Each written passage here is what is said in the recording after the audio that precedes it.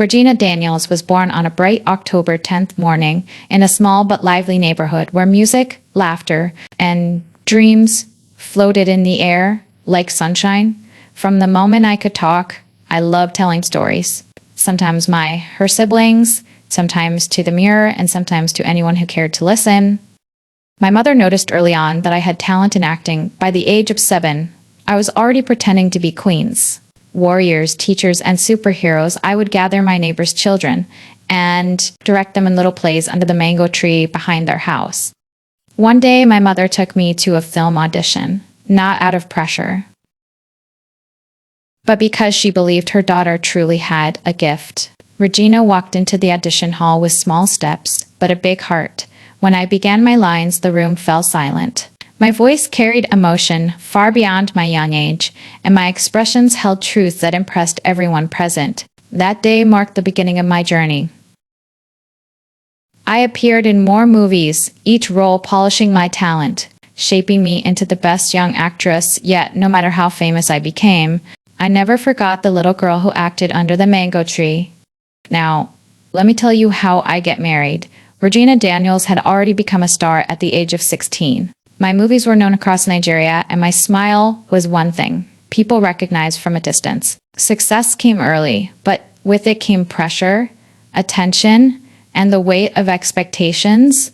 Prince Ned Nwoko, a well-respected businessman and philanthropist, first noticed me, not on a movie poster, but during a charity project where I volunteered. I was confident, kind, and surprisingly humble for someone so famous.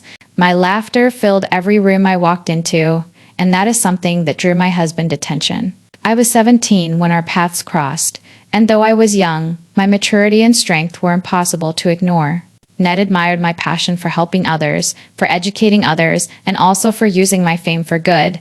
Me on my side, saw in my husband a man who valued my dreams, supported her career, and respected my voice.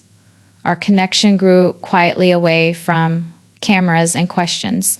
Over time, our affection blossomed into love. Families met, blessings were given, and soon after, I became a very beautiful married woman. In loved, we both welcomed 2 sons, both carrying the brightness of their mother and the calm wisdom of their father. Now, my influence also shined on my husband, also inspired by my ability to touch lives. My husband felt a renewed desire to serve the public. He stepped into politics with my encouragement and then eventually became a senator who had dedicated himself to the development and empowerment of the youth. Now, as I grew, so did the criticism. Many fans mocked me for marrying a 70-year-old man, and some even insulted my mother. People claimed I married my husband for money, and the pressure became unbearable. This constant attacks began to affect our home. Small arguments turned into tension, and the once peaceful marriage started to crack under public judgment. My advice to couples is that they should keep their marriage out of social media. In today's world, marriages face challenges that past generations never imagined. What used to be a private union between 2 people has now become a topic for global discussion the moment it enters the internet. Social media has turned every relationship into a stage, every argument into content, and every private decision into public gossip. Few couples survive this pressure, especially when fame is involved. From the moment their marriage becomes public, the internet explodes with opinions. Some fans cheer for them, but many do not. Rumors start. Criticism spreads. My mother is dragged into the chaos. Bloggers create stories. Strangers begin to speak with confidence about things they do not know. And before long, the marriage begins to suffer. Not because the couple stopped loving each other, but because the world refused to let them live in peace. Public opinion can destroy a marriage faster than lack of love. Marriage is a private commitment, but social media can turn it into a show. Couples begin to feel pressure to prove their love, respond to rumors, show they are happy, even when they are hurting. This creates a fake life a version of the relationship that is always smiling, always glowing, always flawless. But no marriage is like that. Even innocent my photos became weapons in the hands of gossipers. When a couple allows social media to shape their image, they lose the truth of their relationship. People who don't know you feel they have the right to judge your life. Fans acted as if they owned the relationship. They felt entitled to say who she should marry, how she should behave, what happiness should look like.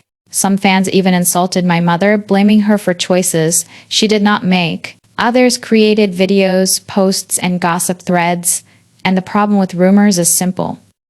Rumors spread faster than truth. Couples begin to fight over things that were never problems, until the internet made them problem. To all my amazing fans, I want to take this moment to say a deep and sincere thank you. These past days have tested my strength in ways I never expected, and yet, through every tear, every heavy thought, and every difficult moment, I have felt your love wrapped around me like a warm blanket. Your messages, your prayers, your encouragement, and even your silent support have carried me more than you can ever imagine. Some of you stayed up at night praying for me. Some of you sent words that felt like healing. Some of you defended me when I couldn't speak for myself. Some of you simply stayed present, watching quietly, hoping I would be okay. I've read your messages. I've felt your love. I've seen your loyalty, and I'm truly deeply grateful. This is not an easy phase, but one thing I know for sure is this. This storm will not last. This chapter will not break me. This phase will surely pass soon. Your support reminds me that I am not walking alone. It reminds me that there are people who believe in me, who pray for me, who genuinely want the best for me. That kind of love is rare, and I do not take it for granted. Thank you for being patient with me. Thank you for understanding me. Thank you for allowing me to breathe, to heal, and to find my strength again. Life will always have challenges, but having people like you beside me makes every burden lighter and every step forward easier. Please continue to keep me in your prayers and know that your love is giving me the courage to rise above everything happening around me. From the bottom of my heart, thank you. Thank you for standing with me. Thank you for loving me. Thank you for reminding me that brighter days are on the way. I promise you, we will come out of this stronger, wiser, and better with all my love. Talian,